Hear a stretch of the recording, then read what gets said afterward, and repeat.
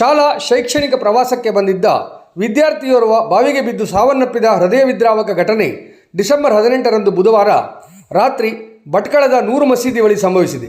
ಮೃತ ವಿದ್ಯಾರ್ಥಿಯನ್ನು ಕೊಪ್ಪಳ ಜಿಲ್ಲೆಯ ಯಲಬುರ್ಗಾ ತಾಲೂಕಿನ ಗಾಣದಾಳದ ಕಾಂಡ್ಲಾ ಸರ್ಕಾರಿ ಹಿರಿಯ ಪ್ರಾಥಮಿಕ ಶಾಲೆಯ 8ನೇ ತರಗತಿಯ ನಿರೂಪಾಲಿ ದುರ್ಗಪ್ಪ ಹರಿಜನ್ 14 ವರ್ಷ ಎಂದು ಗುರುತಿಸಲಾಗಿದೆ.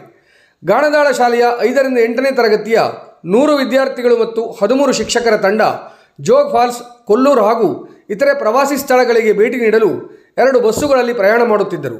ನಿನ್ನೆ ರಾತ್ರಿ ಗಾಣದಾಳದಿಂದ ಹೊರಟಿದ್ದ ವಿದ್ಯಾರ್ಥಿಗಳು ಬೆಳಗ್ಗೆ ಜೋಗ ಜಲಪಾತ ವೀಕ್ಷಿಸಿ ಕೊಲ್ಲೂರಿಗೆ ಅರಬೇಲ್ಘಟ್ಟದ ಮಾರ್ಗವಾಗಿ ತೆರಳುತ್ತಿದ್ದರು.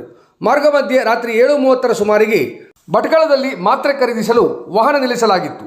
ತಾಲೂಕಾ ಪಂಚಾಯಿತಿ ಕಚೇರಿ ಎದುರಿನ ಔಷಧಿ ಅಂಗಡಿಗೆ ಬಂದಿದ್ದ ವಿದ್ಯಾರ್ಥಿ ಮೂತ್ರ ವಿಸರ್ಜನೆಗೆಂದು ಹೋದಾಗ ಬಾವಿಗೆ ಬಿದ್ದು ಮೃತಪಟ್ಟಿರುವುದಾಗಿ ತಿಳಿದುಬಂದಿದೆ.